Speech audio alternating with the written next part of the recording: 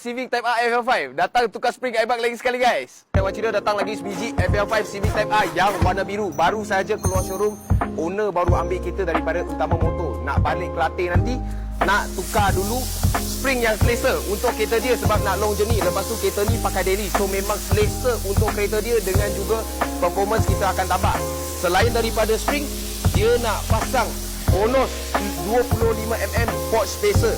Okey, pasang dekat kereta nanti, treatment lagi cute. So jom kita tengok hasil dengan juga proses pemasangan untuk kereta FL5 ni macam mana guys.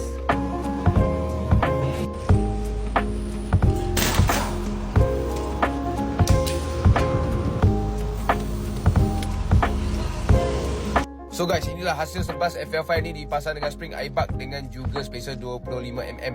Kita boleh nampak sini satu jari setengah saja lowering dia memang cantik gila dengan juga 25mm spacer ni dah bagi kereta nampak lagi gemuk, lagi cun fitment dia. Memang flush gila dengan fender, nampak lagi agresif.